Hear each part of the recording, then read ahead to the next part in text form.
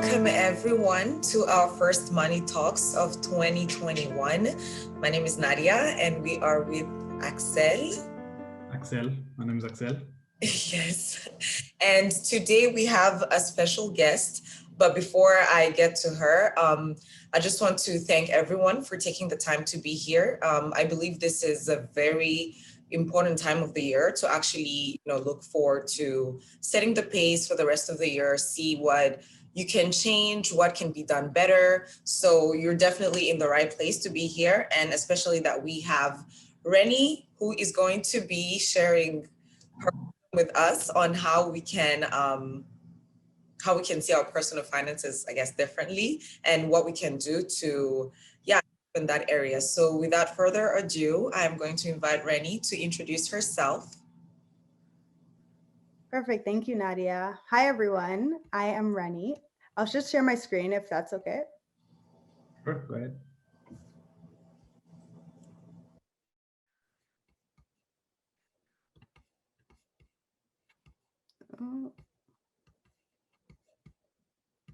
Are you able to see my screen yet? Yes, we can. Okay. So hi, everyone. As Nadia said, I'm Rennie, and today I'll be speaking to you about how to get your money up and create a sustainable financial plan. So I just wanted to say thank you to Carrie GTHA for having me. I really appreciate the opportunity to speak to all of you. And I want this to be an interactive session. So let me know where you're from. Everyone, if you want to introduce yourself in the chat box, let me know your name and then what city you're listening in from. That would be great. So just to introduce myself, I'm Rennie. I am a marketing and branding professional. So I work at the Bank of Montreal as a marketing manager in their wealth management department. So I basically create marketing strategies that attract ultra high net worth clients to the bank. So that's what I do in my day-to-day, but by night, I'm a finance educator and enthusiast. So I bought my first house at the age of 23 last year, and I was super, I posted about it because I was very excited. And then a lot of people had questions for me about like, oh, how did you do it? How are you so financially literate? So I decided to make a YouTube channel called Exo Rennie, where I talk about the basics of personal finance and career and just aim to be a resource for everybody. So that's just a little bit about me. So today I have been asked by Carrie to speak on budgeting, bank accounts, investing, and home ownership.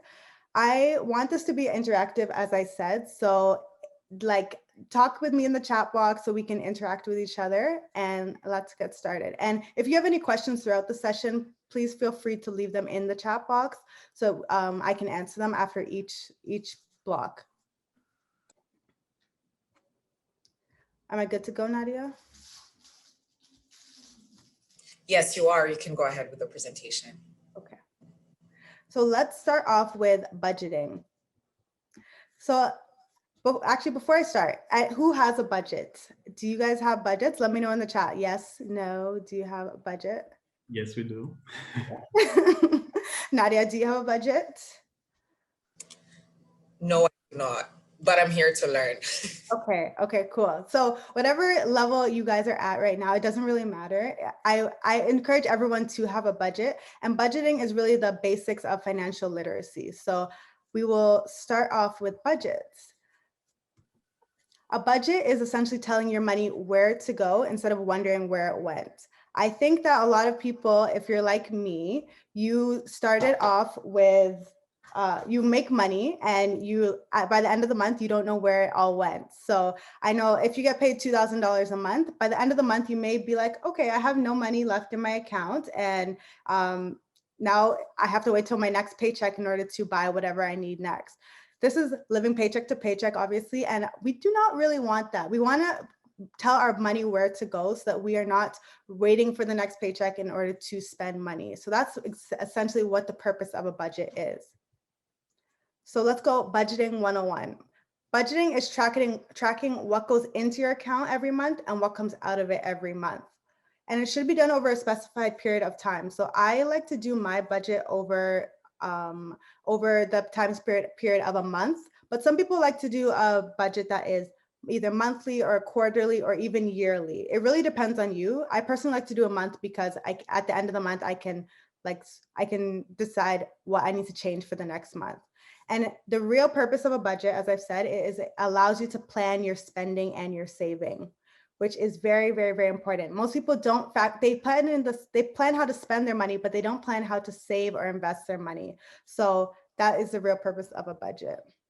So I'll just go through two methods of budgeting. There are so many methods. If you Google it, you'll find a lot of methods of budgeting, but I'll just go through two of them today. So the first one is zero-based budgeting. And that means essentially, and this was coined by Dave Ramsey, who is another finance educator. And Dave really talks to us about zero-based budgeting and how what goes into your account and what comes out at the end of the month, the difference should be zero. So for example, if I get paid $2,000 a month, the outflow should be $2,000 a month as well. And you're probably wondering like, that doesn't make any sense. Like, how am I going to have $0 at the end of the month? But it's because every single dollar is allocated to a specific place. So if I get paid $2,000 a month, I may say, okay, my rent is $700. It goes to my rent. My food is $200. It goes to my food. And then you parse out every single dollar of the money that comes into your account and you put it in a specific place.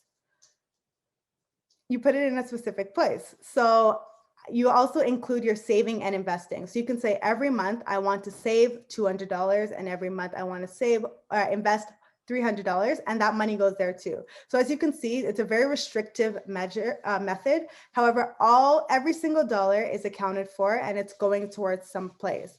Otherwise, you tend to spend your money on random things and you never know where their money has actually gone. Another method is the 50-30-20 budgeting method. And this was coined by Elizabeth Warren. I think a few years ago, she made it very popular. And this is just a gauge. Remember, you can choose to spend or save as how you want, but this is a gauge of how you should spend your money. So what people usually suggest is 50% needs. So you spend 50% of your money on what you actually need. So that includes your rent, your food, things that you basically cannot live without. And then 30% is for your wants. So your wants can be things like, oh, I want to buy clothes this month, or I want to travel this month. Whatever your wants are, you spend 30% of your income on your wants. And then we have 20%, which is for your investing and saving. As I said, this is a guideline. If you live at home rent-free, which some people do, if you are one of those lucky people, then I would suggest spend a little or put a little bit more towards your investing and saving rather than just putting all of your money into your needs, because you have you have the leeway in order to shift those numbers a bit. So I personally like to go through the zero-based budgeting method. I'm not sure about you guys, but I like to go through the zero-based budgeting method. It's like every single dollar that comes into my account, I know where it's going. That way I have no room to just spend it on whatever I want. It's very restrictive, as I said earlier. However, it keeps me on it. So if you guys want to leave in the chat which method that you prefer, or if you have a different method of budgeting, I'd love to know which type of method you guys use. If I may say something here, Rennie. Me, actually, I've used somewhat both of them. The first, the 50-30-20 especially, I've used it to kind of give me an idea on how much I should be spending, like on rent, for example. So based on my salary every year, to understand how much, if I can afford to live with myself, or if I should be downgrading my rent, or if I can even afford to buy a house later on. So that is something to kind of give me an idea on, maybe I can afford a nicer place or something like that. So it's more like giving a guideline to understand where you're going. So that's what I've essentially used it for. Yeah, I agree with that. It allows you to, it has more leeway with the 50-30-20 method, because you can change the numbers a bit just to match what you want, but that's good. And Nadia, I guess you haven't started budgeting, so maybe. Yeah, I do it on a more, I didn't really know that this was the, format of budgeting, but I do it on a more relaxed way, where I know for sure this amount is going to, my rent, and I know that this is going to go to my savings, and then the rest I do not account for. So, yeah. yeah. I think that's what most people do. And So I used to do that as well. And I feel like with that method, it's good that you at least know like my rent and my food or whatever is going to be covered. But if you can account for the rest of the money, you can make sure that at least like if you want to save $10,000 this year, you know that every week I have to, or every month I have to save this amount. And then you put that into your budget so that the rest of the money has something to do rather than just walking away into whatever, you know? Exactly. Yes, I agree with that. Okay, perfect. And in the chat, did anybody, okay, not yet. Guys, start communicating if you want. Okay. So let me go through how you can actually start budgeting. The first thing I would say is to analyze your past spending habits. So I know a lot of people, or at least for me, when I started budgeting, I looked back at the past 3 months of how I spent, just so I would have a good guide of how to create my budget.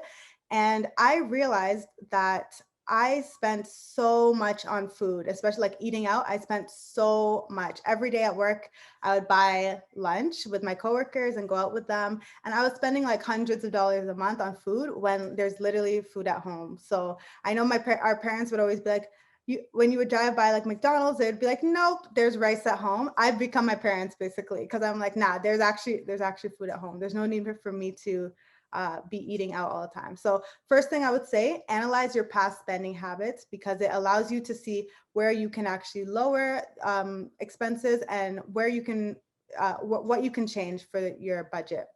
The next thing would be to add up your monthly income and expenses. So see how much you're actually bringing in every month. Some people don't know how much they're bringing in every month, especially if your income is variable. So if you have variable income, you should see how much you make on average every month so you can plan your next budget.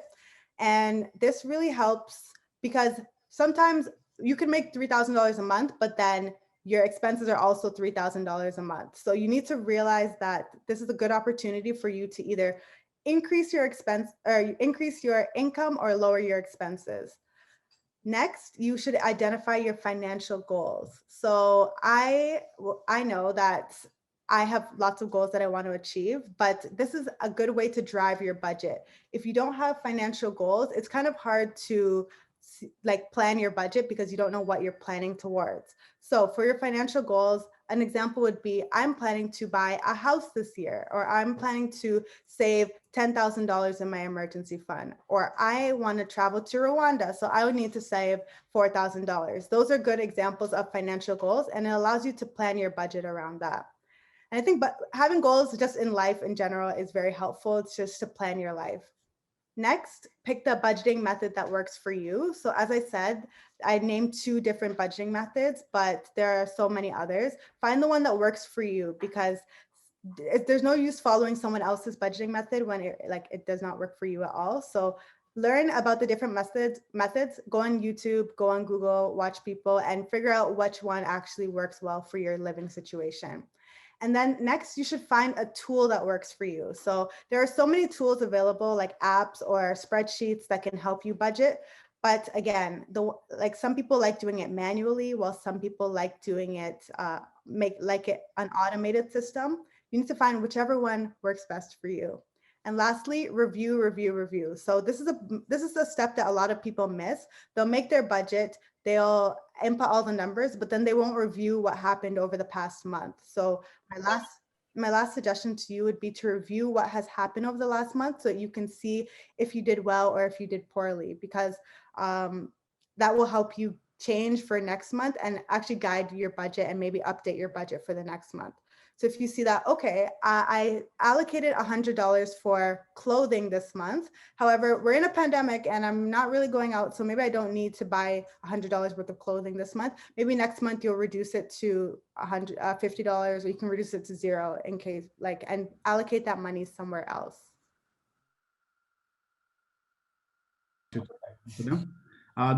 First one is, would the investing / saving be 10%, 10%? So the 20 divided by 2? Mm-hmm.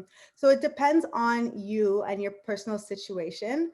I heavily invest. I put a lot of my money into investing, because saving in a savings account, your money just sits there basically and does not get much value. You can get a little bit of interest on your savings account, but there isn't honestly much. So if I have a goal like a travel fund, and I have like I need to save $5,000 in my travel fund, then I will adjust my budget accordingly. And then the rest will go towards investing. So again, it's a very personal question. I really have to like see your goals and everything, but yeah.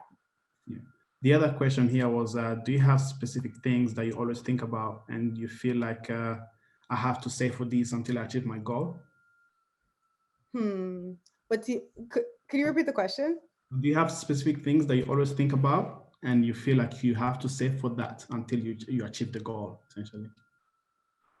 Always think about like I would think so. You probably already answered this actually. So for example, the example you gave of saying that this year you want to save $10,000 in the emergency fund, right? So that would be a goal for this year, and you want to be able to achieve it by December, essentially. Okay, right? Yeah. And then I would say so some things that everyone should think about is an emergency fund. And what an emergency fund is essentially, if you were to lose your job today, how can you sustain yourself for the next 3 to 6 months? So you want to have a fund of money that will cover you for 3 to 6 months, because it is hard to get another job sometimes. So you want enough money in that bank account sitting in cash that if I lose my job today, I still have money. So that's something I always think about. Yeah, that would be one example. One last question here. It's going to be an interesting one. So the person is asking, does this work with married people? Does the budgeting method work with married people? With what you just said so far.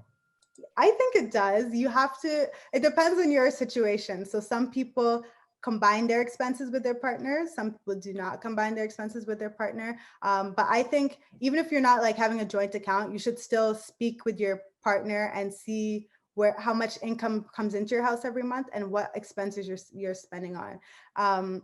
Yeah, it's a difficult question, but yeah, I think they all can work as long as you and your partner are working together. Good to go? Okay. So as I said, one of the steps is to choose a good budgeting tool. So there are lots of tools that are available, and I'm sure there are way more than just the ones that I've mentioned here. But here are some ones that I have personally used and that I can recommend. So Mint is an app that is, I think it's only available on iPhone, I'm not too sure. And it connects to your bank account. So you would put your details in and connect to your bank account. And every time you spend money on your debit or credit card, it would actually do the budgeting for you. So then at the end of the month, you have basically a spreadsheet showing that you've spent X amount on food, you've spent X amount on your car, you spend X amount on whatever. So it's a good way to automate it, so you don't actually have to do it by yourself. Everything is automated for you. Another one would be Excel or Google Sheets. Personally, I really love spreadsheets, and I think they're like they help me think every day. It's not because I have to manually input everything. So I like to use spreadsheets, and most people don't know, but Google Sheets and Excel have free templates that are available. So you can just use the templates and then customize it to your situation. There are also ones that you can pay for. So there's someone named Uche Nello who she's on Instagram. You can buy her Excel budget template. And I personally use her template and it's great. It's very detailed and it's catered to people like in the young 20s age range. So I really enjoy her template. Of course, there are free options. So whatever you like. EveryDollar and Fudget are also ones similar to Mint. So it's all on your phone, they're apps, but you just would have to manually input everything that you spend. So these are a few tools. And if anyone knows any other tools, just feel free to leave them in the chat so that other people can check them out. But these are some of my favorite budgeting tools. Nadia? A question just came in saying what method can be adopted if you do spend a lot more than you earn. Let's say if your needs are more than your earnings, would you be able to save in that case? Unfortunately, in that situation, it seems like you're living above your means. So budgeting really helps when you're living within your means or trying to live within your means. So I would say the only options really are either to lower your expenses or increase your income when you're not making, when your expenses or when your income is more than your expenses. Your only option is no, sorry. When your income is less than your expenses, your only option is to either increase your income or lower your expenses. Yeah. So the moral of the story with budgeting is that you don't want to save what is left after spending. You want to spend what is left after after you've saved. So this, as I said, you want to make sure that you have a place for all of your money to go. I personally am like, okay, 50% because I live rent free at home, I'm like 50% of my income is going into my saving and investing. So I budget that however I need. Just because like I have no major expense except, well, I have a mortgage, but I have no major expense that I have. So I put most of my money into saving, and I always pay myself first. I don't pay my bills first. I always pay myself first, which is a concept that I speak on my YouTube channel. So you guys can check that out if you're interested. And do we have questions before I go on to the next section? No, nothing. One question just came in. It said, how can I increase my income if I do rely on a monthly paying job? Should I quit? Interesting. Okay, I wouldn't tell you to quit your job, just okay, so the options would be to get a promotion which pays you a bit more within in your current role, in your current company, or look for another job in your outside of your company. Those would be the ways to increase your income. Or you can start having multiple sources of income, which I'll talk about in a bit. But yeah, I wouldn't tell you just to quit your job. Does that answer the question? Yeah, for sure. I agree with that because that would be decreasing the income. I would probably say add another source of income so that it can allow you to save. I know it would be more time consuming and energy consuming, but it's helping you get to your goal. Yeah.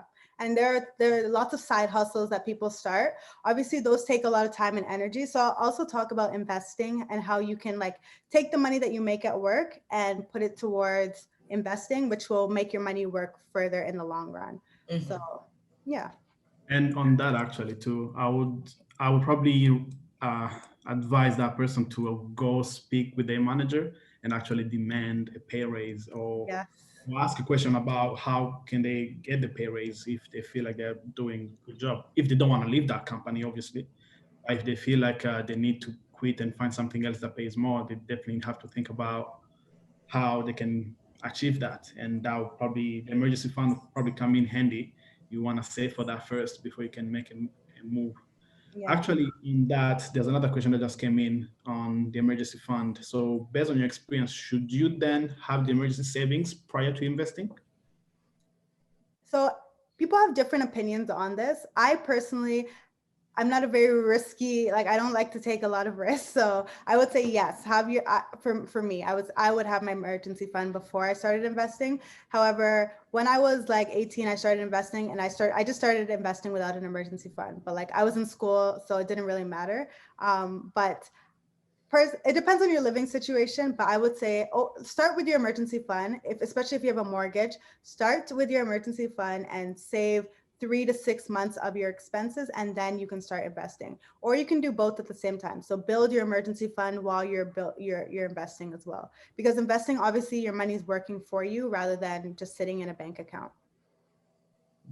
There's something that 2020 taught us is that, situations could change anytime. So I do agree with you to always look out for yourself. Yeah.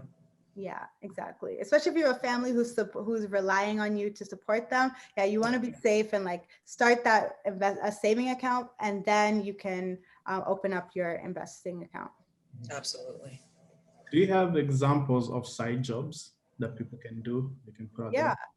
So I know someone who is actually doing Instacart right now. I'm sure many of you have heard of Instacart, and if you haven't, it's a system where I can order groceries online and they come to my door. So obviously there's a person in the middle of that who's going to pick up those groceries and bring them to my house. So that person I know someone who makes $5,000 a month doing it. Obviously you need a car, and he does it full time, so it's a little bit different, but Instacart could be a good way. There are you can teach English online, which a lot of people do. I actually did it at one point, and just teaching English to people online. What else? Uber is another one. Obviously, you need a car in order to do Uber. Starting your own small business, that requires a lot of energy and time. So obviously, you have to think of the pros and the cons of that. But those are some examples. But teaching people online the English or probably other languages as well, what did you use or where do you go to do that? So there are lots of platforms. I'll have to find, I can put them in the chat afterwards, but there are lots of different websites where all you have to do is you have to have a bachelor's of anything. You can have a bachelor's in anything. And then you take your TOEFL test and then you are able to teach online. So yeah, it's usually to students abroad in China or somewhere in Asia where you're teaching. Okay. And I was about to add, there are many resources online if you desire, because I'm pretty sure you could talk about the side jobs that you think are available, but there's so much more than, we can think. There's dog walking, there's a lot of things. So if you're interested in that, just use Google, for example, just look for articles that talk about the, extensive side hustles that are available in the area that you live in and proceed with that. See which interests you the most. Exactly. Google's your best friend. Do you have any other questions before I continue? Okay, continue for now. Okay. So the next place that I will go is bank accounts. So Carrie asked me to talk on what type of bank accounts you should have and yeah, basically which type of bank accounts and which banks I suggest. So the types of bank accounts that are really popular in Canada and the main ones are checking account and a saving account. I'm sure most of you have both of them. I've actually had a bank account since I was 4 years old. So once I moved to Canada, my parents opened a bank account for me. I'm not sure what the average age is that most people open a bank account, but I'm pretty sure the majority of you probably have one. So checking accounts, as many of you know, are designed for your day-to-day purchases. You get paid through this account, you pay your bills through this account, and you make most of your purchases. And the benefit of a checking account is that it allows you to deposit money or withdraw money at any time. One of the downfalls of a checking account, so I wouldn't suggest leaving all your money in a checking account, is because the account balances don't really earn interest. So most of the banks are not going to give you any interest on your checking account because the money is coming in and going out so often. The other account is a savings account, and this is ideal for money you don't need access to every day.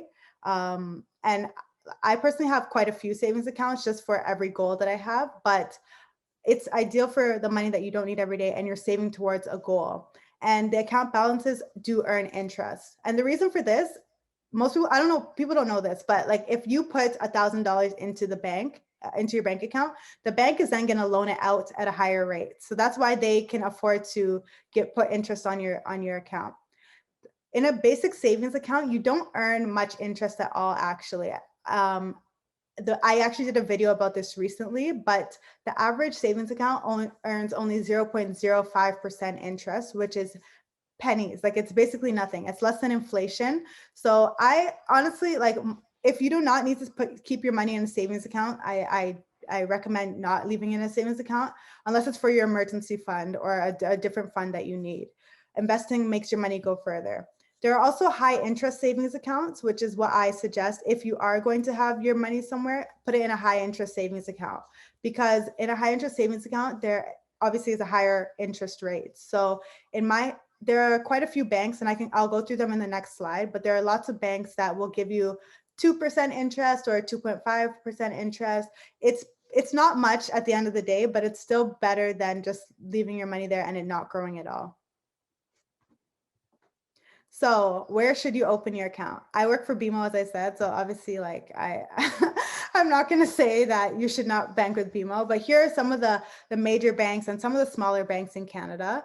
The major banks actually, as I said, they don't give you much of an interest rate. They have a 0.05% interest rate on average, which, as I said, is basically nothing. So I recommend actually the smaller banks. I really recommend Tangerine, Equitable Bank, and Simply. They all have really good plans. Well, it's better than the traditional banks. The only downfall is that they don't have a physical location.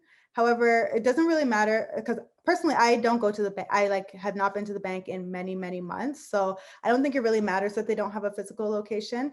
You can just take out your money online, transfer it, and they are linked to a larger bank. So I believe Simply is linked to either CIBC or Scotia, and then same with Tangerine. So you can also go to those banks and withdraw your money if needed. But moral of the story is no one should be spending money on bank fees, in my opinion, if you can avoid it. So Simply, EQ, and Tangerine are all fee-free bank accounts where you do not have to spend your money in order to just keep your money in the bank. Like if you think about it, why am I giving my money to the bank and then they're charging me money to hold my money? That doesn't really make sense. So if you can, this is a way for you to save a bit of money. Like if you look at your budget every month and you're like, I spend like $5 a month on my transaction fees. It's not a lot of money, but it adds up over the months. So I would say look for options where you don't have to spend a lot of money, like Simply, EQ, or Tangerine. Nadia, Axel, do either of you use any of these banks? Yes, actually, thanks to Excel, I was introduced to EQ. So Nice. Yeah, I use EQ as well. a question came in. Are these location bound? So do they work all over the world, or are they, specifically working in North America? Yeah, unfortunately, these are Canada-based, not even North America, just Canada-based. If you are abroad, there may be other banks, but I would just like, if you are using a major bank right now, I would suggest wherever you are in the world, looking at the smaller banks that are available within your country, because people are kind of scared to use them because like, oh, what if my money like disappears, or like, what if they close down? But especially in Canada, all of these are regulated by the government, and they all of your deposits are insured. So you don't have to worry about losing your money. They're great options and they're free. So why wouldn't you go for them? Another interesting question here, which I think it's a fair one. If you just have these online banks, would you be able to get a mortgage later on? Yes, you can. Yeah, you can definitely get a mortgage. Yes, yeah, yeah, you can get a mortgage with them. When you do get a mortgage, all you have to do is show that, like, okay, maybe you won't be able to get a mortgage with Simply because Simply doesn't offer mortgages, but you can still go to BMO and say, hey, I have $30,000 in my Simply account. I'm looking to get a mortgage, and then you can do it that way. So yeah, you can definitely get a mortgage with them.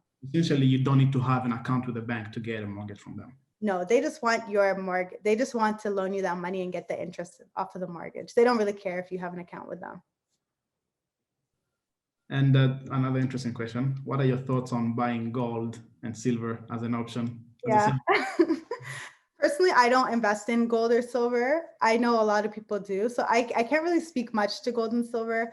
I know some people are like diehard gold and silver. I invest in long-term stocks.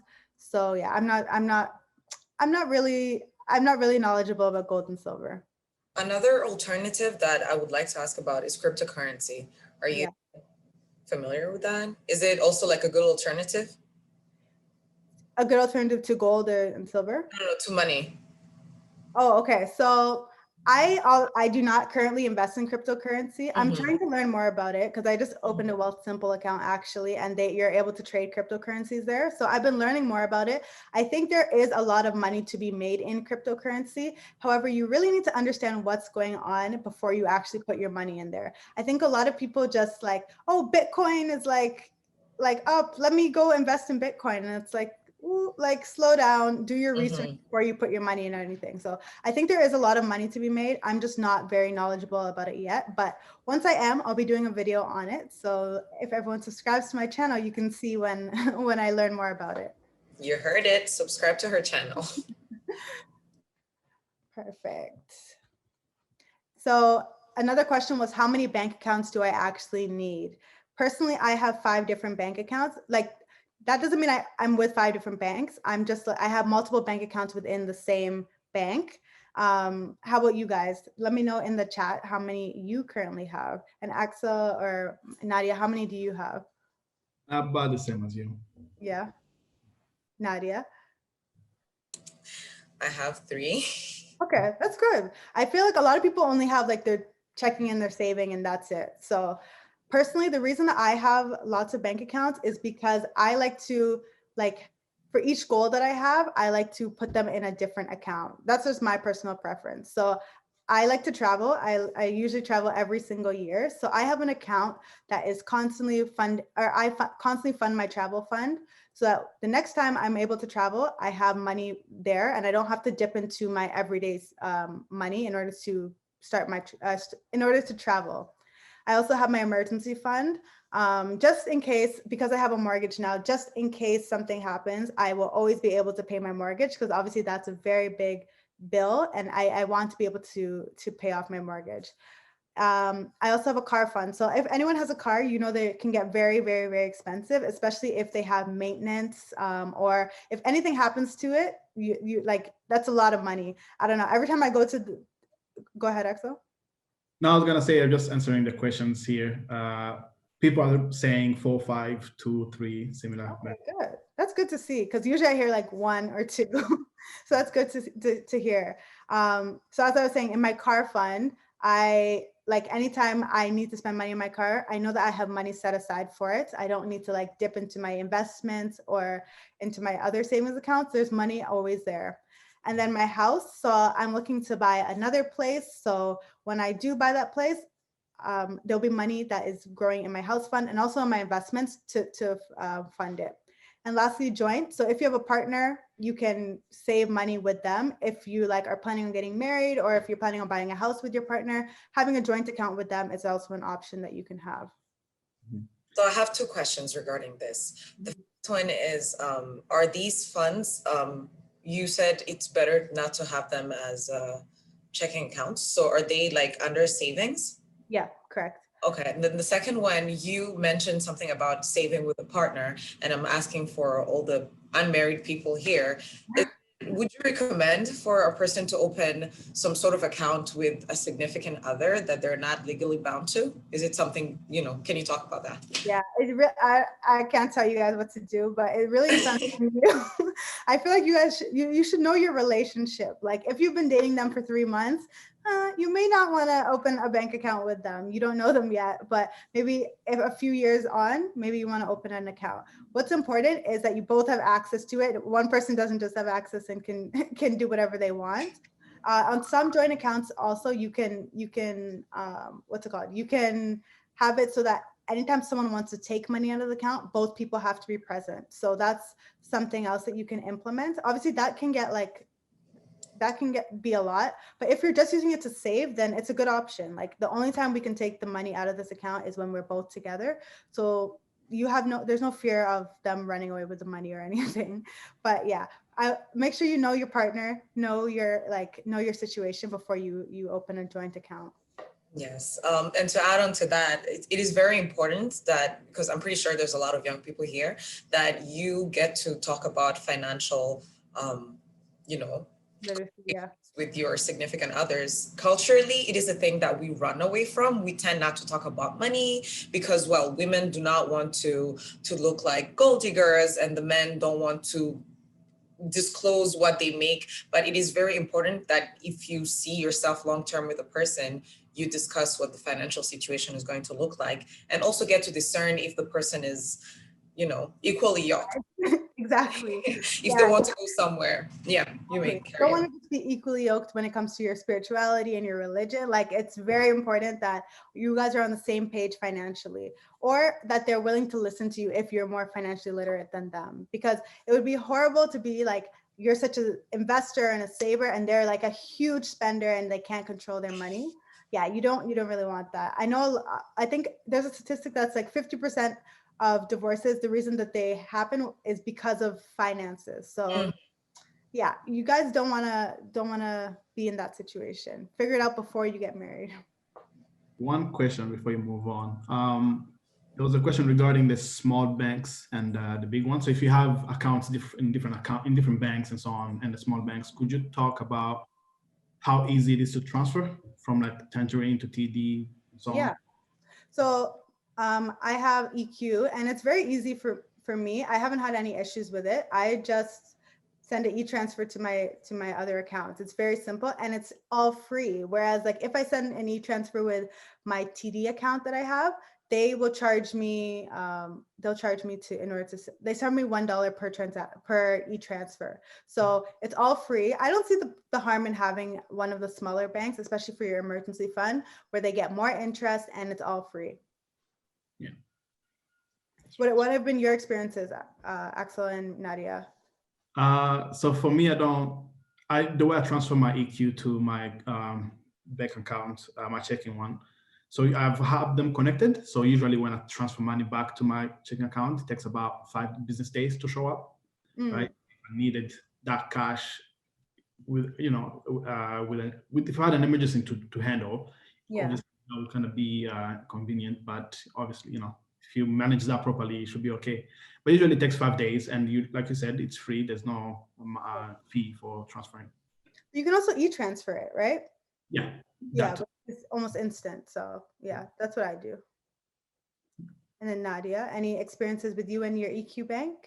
I actually haven't had to transfer money to my checking account yet, so, but they are connected.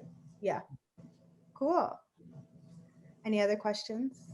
No, we can continue. None for them. Okay. So next we can go on to investing. And I know lots of people are interested in investing and they wonder what investing actually is. So as I said earlier, I'm just going to go through the different forms of income and how you can increase your streams of income. Obviously, investing is one stream of income, but there are so many others. So I'm going to go through those before I start. So there's a quote that says, having one source of income is too close to having none. So I want to ask you all, how many sources of income do you currently have? I currently have 5, I think, or 6 sources of income. And what this quote really means is that, like, God forbid I lost my job today, I would have or if I only had one source of income, I would have 0 sources of income. And then, like, what would happen? I would be stuck. I would have to be struggling to find a job. Whereas in my situation right now, because I have multiple sources of income, even if I, God forbid, lost my job today, I would still have other ways to make money until I could get back on my feet. So I just want to know, how many sources of income does everyone have? And yeah, Axel or Nadia, how many do you guys have?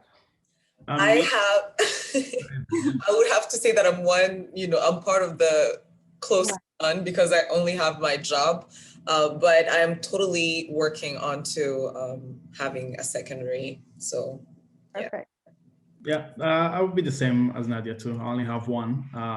Me, I'm in the construction business, so busy doing construction, long hours, and so on. So it can be challenging to find time for another source of income. But yes, it is the way we're going and the way the world is moving. People need to find multiple ones, and at least even if it's not a second business, there's investing in home ownership and so on. Yes, exactly. Coming in for you, but yeah. And I think especially if someone works a laborious job like construction, that is even more of a reason to get multiple sources of income, simply because like your body is like everything in that job. So if something, God forbid, happened to your body, then it's very hard to find another one. So yeah. So did anybody tell us how many sources of income they have in the chat? No. Okay, cool. No problem. So I'll just go through there's 7 sources of income.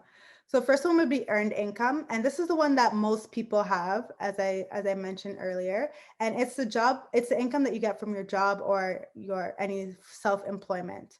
And to acquire this income, the gag is that you need to trade your time for money. So I think this is why if I go, so I'll use myself as an example. If I go and work at BMO for my 40 hours a week, I'm trading my time for that money, and it's a very active form of income. I have to put all my energy into working, and then I get paid. So if I, God forbid, got in a car accident, if I was sick, if I lost my job, I would no longer have any source of income. So this is the first source of income. And a lot of people think it's very safe to have this source of income. Most people never go beyond this because it feels so safe. Like your pay goes up every year. It seems like very cushy and comfortable, but it's really not, because again, these companies don't really care about people at the, in the long run. A lot of companies can easily fire you to meet their bottom line. So I would say you should look into having other sources of income while you're building yourself up. The next form of income would be profit income. So this is another form of active income where you make money by selling something for more than it costs you to make. For example, my dad and I, a few years ago, we used to sell things on Amazon. So we started our own Amazon store, and we would buy things wholesale from like Costco or different wholesalers, and then we would resell it on Amazon and make some money off it. And we could actually make quite a bit of money on Amazon. However, the problem is that again, you're putting your time and effort into making money. It's very laborious, as I said. It takes a lot of time, and if you don't have that time anymore, you're no longer making money. So what we really want to do is move from spending our time to make money, but instead we don't want to work for our money. Instead, we want to make our money work for us. And I'm sure many of you have heard this phrase. It's by Robert Kiyosaki, who wrote oh my gosh, I just blanked. Rich Dad, Poor Dad. Sorry. Yes. So Robert Kiyosaki wrote Rich Dad, Poor Dad, and he always says, don't work for money, make money work for you. And I hope that everyone like internalizes this and realizes that it's one thing to work your 40 or 50 hours a week and keep working and working, but if your money can make money for you, then you're going to be set. You don't have to continue to exchange your time for money. Instead, your money will do the work itself. So to do this, there are a few other ways. So there are 4 ways to make money work for you. So first is capital gains. And capital gains is the money that you get as a result of an increase in the value of an asset that you own. For example, when I buy stocks, so if I buy a share of Amazon, for example, okay, let me use myself an example. When I bought a share of Amazon in 2018, it was $1,900 per share. And I was like, oh my gosh, this is so much money. But like, I know Amazon's a good I know Amazon is a good company. They're like business-wise, they're a good company. And I think that they're going to do well long-term. So I'm going to put my money into Amazon. And I bought 1 share of Amazon in 2018, and it stayed at 1,800, 1,900 for like an entire year. And I was like, wow, this was not worth it. Like I put my money in here and it's just been staying stagnant for an entire year. But this year during the pandemic, Amazon has reached $3,300. That's how high it's been. So I wish I bought more, but I bought 1 share of Amazon, and it's up, I think it's at 70% or something that it's up. So think of the gains that I've had from just owning 1 share of Amazon. I put that money in and it's been growing and growing and growing ever since. Whereas think about it, like if I put that $1,800 into my bank account or my savings account, it would grow 2% or 2.5% max. So as you can see, there's a lot of value in putting your money in something that makes your money work further. Of course, Amazon is like it's very expensive, so maybe not the best example, but there are companies like Square or Microsoft, things that you use every day, Apple, like these companies are able to, like you can also buy a share of that company and the value of that share will go up and up and up over time. So this is called trading on the stock market. There are lots of other types of trading. You can trade Forex, which is another story for another day. You can trade cryptocurrencies. There are lots of things that you can trade, but I personally trade in the stock market, and that's how I've made a lot of my money. I bought Shopify a few years ago when it was about like $200, and now Shopify is about $1,200, I believe, dollars. So that's how I paid for my house. I sold my shares to pay for my house, but literally owning those shares every week, I would make. So I was working at a shoe store and I would make $9 an hour, and I would just put money into the shares. So I would put money every 2 weeks that I got paid, and now it paid for my house. So I highly recommend like looking at things that you can buy and that will grow in value.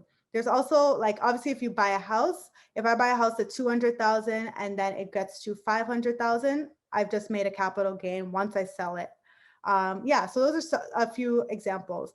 One thing that people think is a good example is a car, but a car is actually a liability and not an asset. So if you buy a car, once you drive off that lot, it actually loses value. So you're not actually, a car is not an investment, and it's not, a car is necessary, but it's not an investment is what I'll say. Any questions on that before I move on to the next one?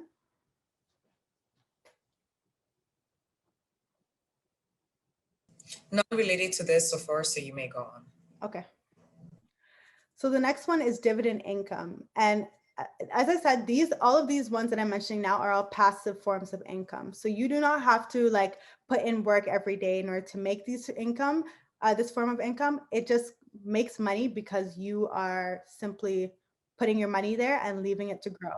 So dividend income would be something like if I buy a share of Apple, every quarter, or I think it's twice a year, Apple issues a dividend. And it's simply because I own a share of Apple. So I own one share of Apple. They'll pay me a dividend simply because I own it. It's like a gift to me. Like, oh, I own it. I'm a part owner of Apple, and we made so much money this quarter. So here's some extra money. So on top of the capital gains that you're getting from owning that share, you're also getting extra money from your dividends. So when you do start investing, if you do start investing, and I hope you all do, you can look into dividend paying stocks, because these will pay you extra money every quarter or every year, or however often they decide to issue share dividends. And there are lots of examples of this. So if you invest in any of the banks in Canada, they will issue you a quarterly dividend. If you invest in a company like Microsoft, Microsoft has a dividend. So there are lots of companies, and you can research which ones will actually pay you a dividend. Next, we have interest income. So interest income is one of the forms of income that I mentioned earlier. When you have a high interest savings account, you are paid interest. Obviously, this form of income, it doesn't pay you very much. Honestly, it's like a very small, like 2%, 2.5%. However, you want to get the most amount of interest possible because you are going to have your emergency fund. So if you do have this fund, put that money in one of the smaller banks if you can, or BMO has a good plan, and I think it's RBC has a good plan as well. And it'll give you a little bit more interest. Also, if you have a lot of money, if you come into a lot of money, you can also lend your money to people and get some interest off of that. Honestly, I don't really recommend that because like it isn't the safest and people can flop. Obviously, if you are going to do that, make sure you have it in writing and you have a contract. But that's the way that a lot of people do make money. Some people become private lenders when they come into a lot of money, and then they're loaning money out to people. But yeah, it's a bit risky.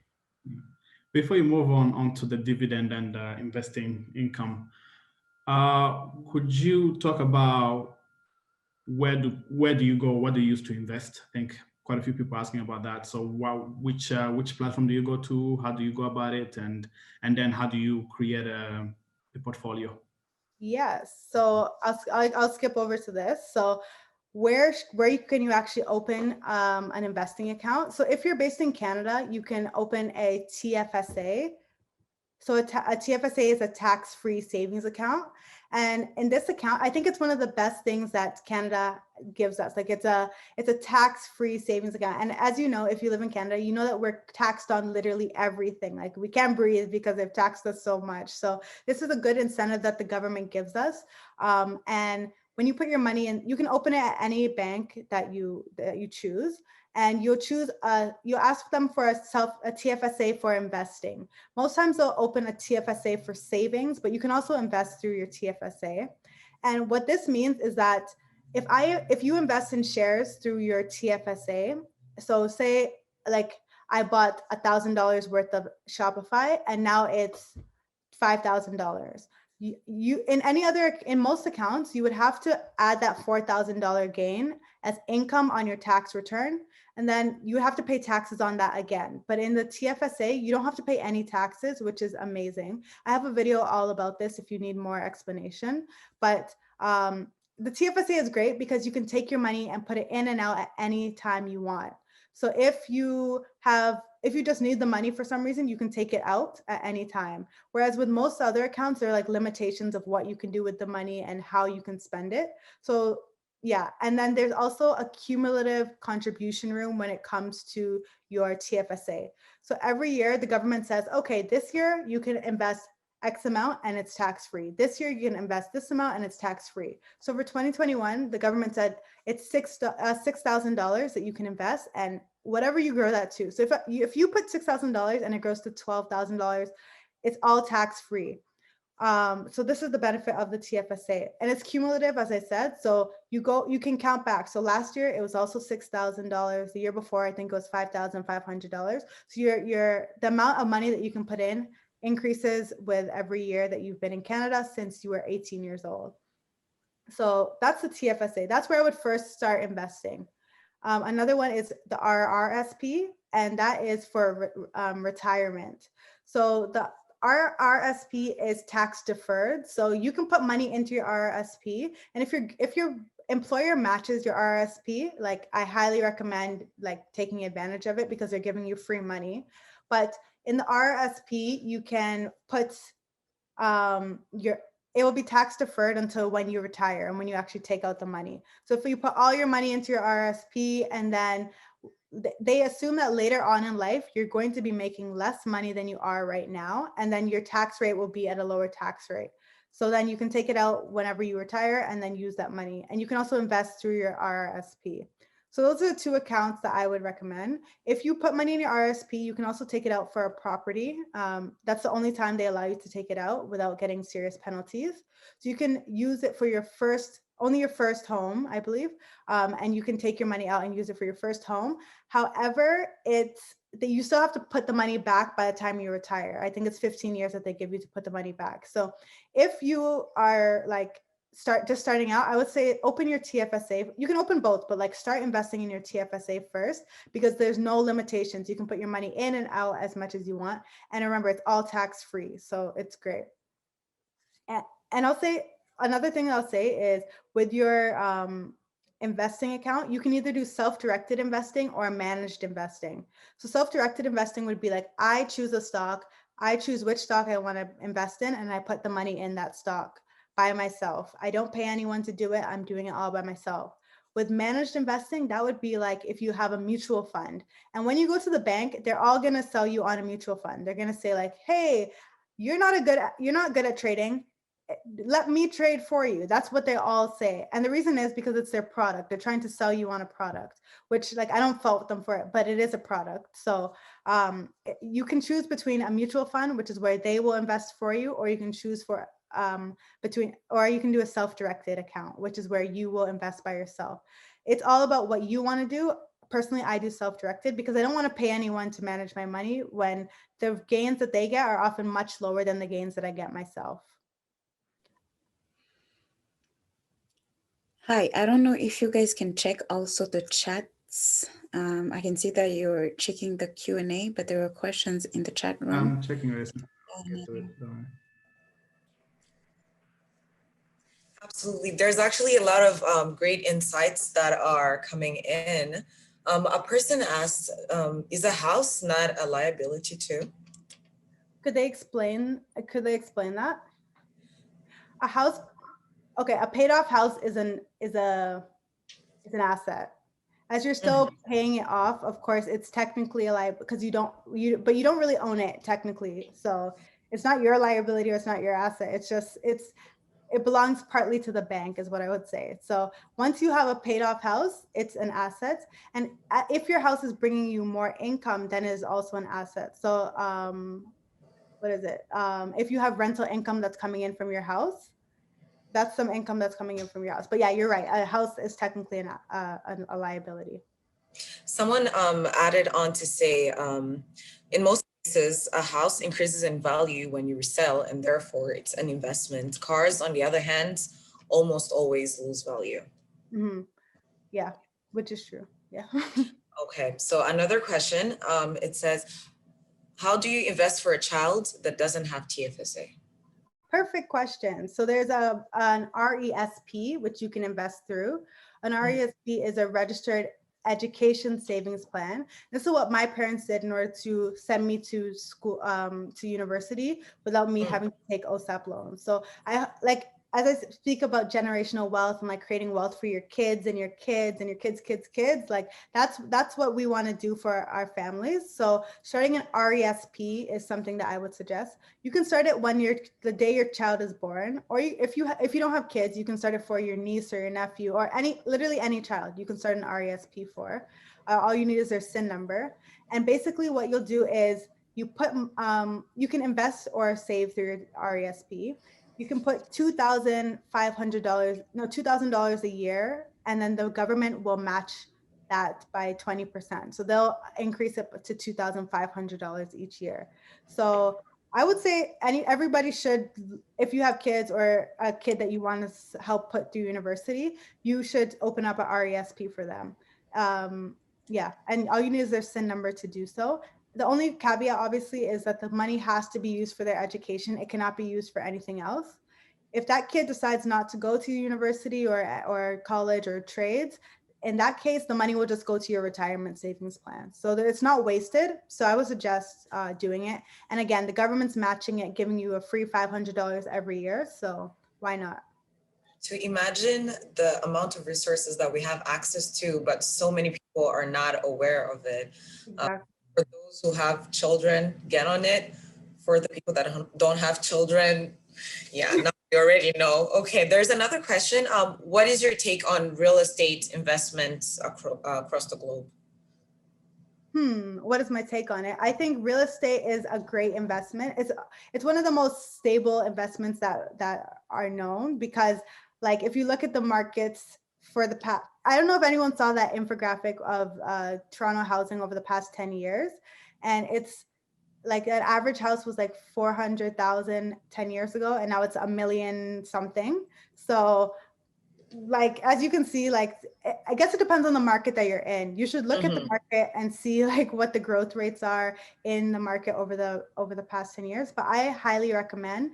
I bought my first house in London, Ontario, actually, and it's already been growing in value. I just bought it, like I just closed on it 2020. I just closed in May, and it's already increased by, I think it's like 10 or 15%. Like it's something ridiculous. So I was not expecting that at all, but they always said the best time to buy real estate was 5 years ago. So I recommend. I recommend.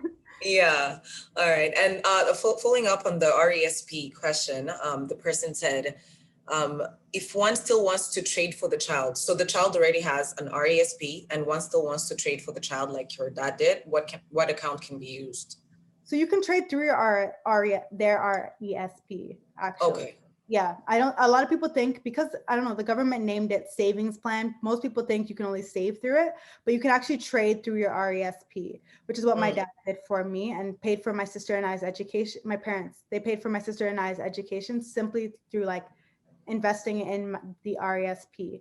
If you've maximized the RESP, you can't open a TFSA for your child, but you can like buy stocks and then say like, these stocks are for my child, you know, or you can do the stocks will be held in trust for your child. So when the child turns 18, then you can transfer them over to your child. But yeah, unfortunately, if they're under 18, they can't have their own TFSA. But those are some ways that you can get around it. Okay. And then one last question before we carry on is, what are your thoughts on life insurance in terms of wealth starter? Yeah, so I highly recommend life insurance. There are I'm going to interview an expert, because I'm not an expert on life insurance at all. So I'm going to interview an expert and then have that on my channel so that everyone can start to learn more about it. But I've heard that like life insurance is definitely critical, especially if you have kids, if you have a huge asset like a house. Like those are things that you want to protect your future generations and leave them with, you don't want to leave your kids with a burden. You want to leave them with a legacy. So yeah, I recommend life insurance. Unfortunately, I'm not an expert, so I'm not going to speak more on it, but I will have a video coming out shortly on it. So subscribe. Absolutely. So maybe I'll just go back to the two last forms of income that we have. So rental income, as many of you know, is a form of income that you get out of renting out an asset that you own. So if you have a house, you can rent out the basement of your house, or you can purchase a whole house in hopes of renting it out, or going on Airbnb, renting out a room in your house. Those are all ways to make rental income. Again, this is a passive form of income because for me, I don't go to my house. I just leave it. They pay the mortgage every month. Like they pay me and then and then it pays the mortgage every month. So like I think rental income is a good way to just continuously have cash flow coming in. Obviously, you need to make sure that if you're buying an investment property, know what the average rental rates are. If the rental rate is less than the mortgage, you probably don't want to purchase a house there. That's something that people do, and you need to do your research before you buy any property. I know that a house is not like obviously the most accessible thing. So what some people do is they actually, so one of my friends bought a bouncy castle last year, and throughout the summer, he did, sorry, it's $1,000 that he bought a bouncy castle for. And every weekend he would go to different kids. He put it on Kijiji, and every weekend he would rent out the bouncy castle. So he would take that asset that he has, the bouncy castle, leave it on someone, like blow it up and leave it on someone's lawn for the weekend. They would pay $200 for each day. And obviously it paid for itself within a few weeks. So that's another way that like, if you have an asset, it doesn't have to be a house, but if you have an asset and you can rent it out to people, that's a way to just continue making money by renting it out to people. And lastly, there's royalty income. So this is like when you are letting someone use your product or your idea or your processes to make money.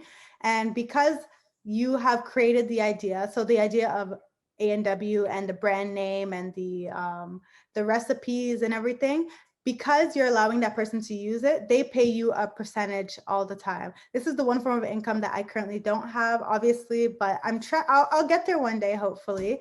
And yeah, this is just a way like this. I think this is the ideal where people are using your ideas and paying you to use your ideas. So yeah, I would love to have this one day. So as I said, I hope that was like a wake-up call to everyone that having one source of income is a bit too close to having none. And we should all try to have at least 2 or 3 sources of income. So I would say investing would be my main suggestion. There's a very low barrier to entry for investing, and there are lots of ways that you can start your investing account. So how many does everyone aim to have? If you leave that in the chat, we can talk about how many you aim to have by, let's say, next year. How many sources of income? And Nadia, if you want to answer as well. At least 3. Looking at it, I think the most reasonable and achievable would be 3. How about you, Axel? Unlimited, let's put it that way. Yeah, love it. Unlimited, yes. Yeah, so the answers here we get it from people is 3, 5, 6, 3, 4. Yeah, quite a few. Nice. Interesting. Yeah. We're all going to get rich together. Yes, we are.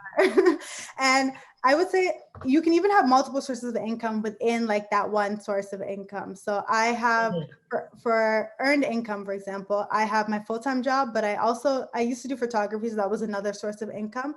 And then I also have my YouTube channel, which is another source of income. So those are 3 different ways and I also do speaking engagements. I also there are lots of ways that I make income. So don't limit yourself to like thinking, oh, I need one of each. You can have multiple within each stream of income.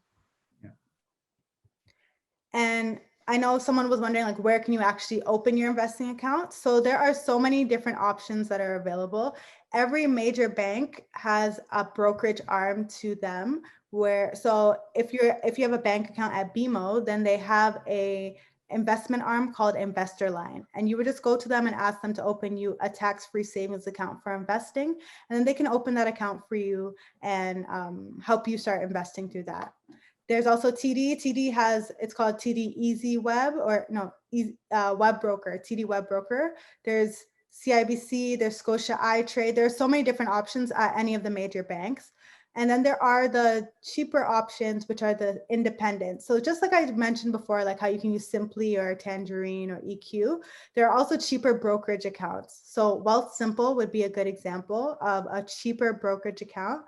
And then Interactive Brokers would be another one. And then Questrade would be another one. So I can go over the pros and cons of each if you want. Basically, if you are with a if you're with a major bank, the pro is that your money is in your checking account at that major bank, and then you can easily transfer it to your investing account. It's seamless, it's easy, it's like instant basically. I know that when I transfer from my main account to my checking or to my investing account, it takes seconds because they're all within the same bank. Whereas if you're at a smaller bank like a Wealthsimple or a Questrade or Interactive Brokers, you have to make that a payee, and it can take like 2 to 3 business days in order for the money to come into that account. That's one of the downfalls. However, it's not a big deal, especially if you're a beginner. It's not actually a big deal as long as you're not doing day trading. The banks are very expensive. So I think CIBC is one of the cheapest out of the major banks, and they charge $6.95 per transaction. So every time I want to buy a stock, whether I buy one stock of Apple or 10,000 stocks of shares of Apple, they're going to charge me $6.95 for each transaction that I make. Whereas if I am with Wealthsimple, they're not going to charge me anything in order to make that trade, except for a fee for, if it's a US stock, they charge you a slight fee. But for all Canadian stocks, $0 that they charge you, which is obviously great. Like, we want to limit the amount of fees that we pay. And then the last thing I would say is the Wealthsimple and Questrade are 15 minutes behind the market. So the market goes very quickly and it changes every single second. So the price of a share could change every single second. Wealthsimple and Questrade are 15 minutes behind the market. You can pay to upgrade Questrade to real time, but those are just some of the downfalls. I highly recommend, if you're a beginner, just open with a Wealthsimple or Questrade. They're very cheap, and yeah, there's no harm in doing it. You can also open one with your major bank, but again, it is a bit more expensive. I know TD charges $9.99 per transaction. And one thing to add on this, you can open TFSA and RSP with each of them, right? Correct. Yes. Yeah, exactly. Good point. So when you open with Wealthsimple, you can ask for a trading account. There's a difference between like their normal accounts and their trading accounts. So you can open a TFSA for trading, and yeah, you can open it with any one of these banks. And don't just open a regular investing account. Open a TFSA so you can get all those tax benefits, or else you're going to have to pay taxes at the end of the year. There was one comment made by somebody here actually. Active trading in your TFSA, if you do active trading, you get the tax-free doesn't apply anymore, right? Correct. So especially if you're a long-term trader, I would suggest doing it in your TFSA. Yeah, if you're doing like day trading, or if you're like, basically they think like if you're doing it as a business where you're like day trading and trading every single day and making a lot of money, it's not tax-free. Yeah, but so you can do that in a separate account, in a margin account. But yes, if you're a beginner, I don't suggest starting with day trading if you're a beginner. So yeah. And then somebody asked, I think you've already talked about this, does the money matched by the government get lost if you transfer the RESP money to RRSP if the child chooses not to go to university? I think you said it can be transferred to your life savings. So what this person's asking is that at the end of the year, like if your child reaches the age of 30, I believe it is, and has not gone to school yet, then your money is transferred from your RESP to your RRSP, which is a retirement savings plan. They are right. The $500 match is only if this child goes to school. So if the child does not go to school, they're going to take back their whatever amount it is, but it's still good that you have your money. You're not losing your money. You're still keeping your money, and it's just going into your retirement plan. Mm-hmm. And then someone made a comment about how much time it takes for the transfers to be made on, I think, Wealthsimple. And then another question is, how much percentage of down payments did you put toward your house since you're investing in it and renting it out? What mortgage advisor do you use? Did you pay taxes on the house? Thank you. Oh gosh. Okay. So we can break it down if you'd like. Yeah. So the first one was the down payment percentage. Yeah. So I put down 20%, and the reason was it's an investment property. So I use my bank, like I work at BMO, so I use my bank in order to loan me the money. And if you're looking for your mortgage agent to be at a major bank, they're not going to loan you less than they're not going to loan you the full. Okay, let me start again. So you can either put if you're a new home buyer, you can put up as little as 5% down for a house. I chose to put down 20% for my house because I was going through a major bank, and major banks will only, if it's an investment property, you have to put 20% down. If you go to a smaller lender, like a mortgage agent that's outside of a bank, they will give you like the full 95% of the house. However, if you're going to a major bank, and I work there, as I said, I went to that major bank, then they only give you the 80%. So that's why I put down a full 20%. So which one would you advise?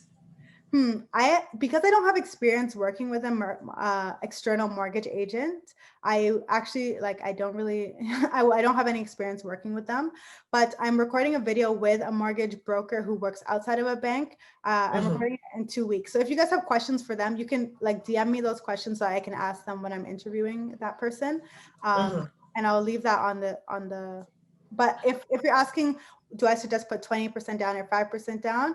There is if you put less than 20% down, the government charges you some insurance, which will cost a bit of money. So I don't know. I think it makes sense to save up to 20%, but obviously interest rates are at an all-time low. So it's a good time to get into the market. So if you can only afford 10%, why not? There's no harm in it. All right. Did you use a mortgage advisor, and which one? Yeah, so I used the person from BMO at my bank. I didn't use a third-party person, no. Okay. Did you pay taxes on the house, or are you still paying taxes on the house? Yeah, so every year you'll pay property taxes whenever you buy a house in Canada. If you buy a house in Toronto, you pay double the tax. It's ridiculous. You pay a lot of taxes. And then you pay the land transfer tax, which happens when you purchase the house. But it's all included, it's in your closing costs that you'll have when you actually purchase your house. So remember, I feel like everyone should realize that when you do buy a house, it's not just the down payment that you need to consider. There are so many other parts that you need to consider. You're paying the lawyer, you're paying all these closing costs. You have to pay for maintenance on your house. There's so many other things to consider when you're buying a house. So I would get knowledgeable about those. And I have videos about the different costs on my channel as well. So if you want to learn more about that. Absolutely. Yeah. Seems like we have no more questions, so you can carry on. Okay. So the last topic was just home ownership, and I didn't really have slides because I guess I was just going to speak about my own personal experience buying a house. So as I said, I purchased my house in London, Ontario, which if you're not from Toronto or Ontario, it's an hour and a half outside of the GTA. And it's much, much, much more affordable there. I could not afford to purchase a house in Toronto or in the GTA because it's just so expensive here. As I said earlier, the average house is $1 million. So I chose to drive outside, and because I live rent-free at home, I was it doesn't really matter where this property is. I'm not going to move there. So I can easily just afford to purchase this house that is way outside and live rent-free with my parents. So that's what I decided to do. And I put down the full 20%, as I said. You do not have to do that, but it was recommended for an investment property, and you want to go to a major lender, you put down 20%. And what else can I say? I found tenants after 2 months of having the house. So remember, these are things you need to consider when you are. These are things you need to consider when you're purchasing your house, that your house may be vacant for some time, and you need to be able to pay your bills even if nobody is living in your house. Currently, I've been able to find tenants, and their rent is more than the mortgage, so it pays the mortgage every month. I don't have to worry. One thing I'll also say is I decided to go with a pre-construction rather than going to a house that was already built. And that's if you are a young person and you don't you need to save up more in order to buy a house, a pre-construction could be a good option for you. So pre-construction is basically when the house is not yet built, but you're basically buying the floor plans for the house and saying whenever this is built, the house belongs to me. So that's what I did. In 2019, I put down a deposit for this house, and then by 2020, it was complete. So that's what I decided to do. The good thing about this is that if you were to buy a house that was already pre-made, you would have to put down the whole down payment immediately. However, for me, I had a whole year to save up. So I had to put down an initial deposit to show that like I was actually interested in buying the house. But then I didn't actually have to purchase the house or like close on the house until May of 2020. So that gave me a lot of time to actually like save up more money in order to reach the full 20%, because I didn't have enough to buy the full 20%. But by the time it was done, I had enough money to buy the full 20%. So if you're a new home buyer or a first time home buyer, this is something I would suggest for you. Are there any questions about my experience buying a house? Yeah, there's one. Who was your contact / developer for the pre-con? Okay, so I use Ironstone Builders. They are a known builder in London, and I highly recommend them. Like, I have not had any issues with them so far, and they're currently building more properties in the London and St. Thomas area. So I recommend them. I've had nothing but good experiences with them. Great customer service. The quality of the house was really good, and yeah, the warranty is also great. Like, highly recommend. And how do you go about finding tenants? Oh yeah, so I actually, because I don't live in London, I used a real estate agent, and I also would say that I used a real estate agent to find the property as well. And I just recorded a video with a real estate agent, so that will be coming out soon. But real estate agents are free to use, so I think everyone should, like, if as a buyer, they're free to use. So if you are going to buy a house, I suggest getting an expert like a real estate agent who can actually who knows what they're doing, because personally I did not know what I was doing at all. They would send me different houses and then we would go visit them, and I'd be like, this is beautiful, I love this, and they'd be like, don't you see that is wrong with the house, that is wrong with the house, that is wrong. So going with an expert who actually knows like their stuff can really help you figure out like what is a good property and what is not a good property. And they're paid off of a commission basis. So once the house sells, then they pay a commission of the house is paid to them, but you don't have to pay out of your pocket towards them. It's all based on the sale of the house. And what was the rest of the question? No, I was asking, how did you go about finding tenants? So using, yeah. So then when I actually bought, the house was closed and I was looking to buy tenants, because I don't live in London, I got a real estate agent there to find tenants for me. For this service, you do have to pay a real estate agent. They get 1 month's rent and then you pay that to them. But honestly, it's worth it in my opinion, because they have to do so many showings sometimes in order to find a tenant. So they'll take care of the credit check, they'll take care of vetting the tenant and everything. So yeah, I recommend using a real estate agent, especially if you live close to the property. You can probably do it yourself. Yeah, that's true. Could you repeat the name of the developer? People did not get it. Yeah, it's Ironstone. Iron? Ironstone. I can leave it in the chat. Really? All right. And then there's another question asking about the pre-qualifications before you got the 20% from the bank, because the bank has some, requirements before they get you the deposition. Sorry, what was your question? The question is about what pre-qualifications the bank requested before you got the 20%. Yeah, the bank asked me for a year's worth of bank statements, like showing how much money was in my account for an entire, I think it was either a year or 6 months, I'm not sure. But they just wanted to make sure that like, someone didn't just transfer you all this money and that's how you're getting, that's how you're paying for the house. You actually like, this money is money that you've been working for and has been in your account for some time. And just seeing how much income you've made over the past however many years. They asked me for like my T4 just to prove how much money I've made from the company. What else did they ask me? Did they ask you to have the full deposit? Yeah, exactly. But that's what the bank statements are for. So they'll see how much is actually in your account. Okay. Yeah. But first I went to them for a pre-approval. That's what I did. So before I started looking, I went to the bank for a pre-approval and asked them, how much money will you actually lend me? So I'm planning on buying a house of say $400,000 and I have this much saved up. If I'm planning on saving 20%, how much are you actually going to lend me?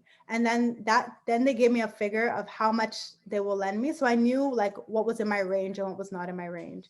That's what most people should do. I think a lot of people go out and like start shopping for houses, but then they don't realize that they can't afford to shop for houses. Also, of course, they'll check your credit score just to make sure that you have a good credit history and you've shown that you can actually take care of money when someone gives you money.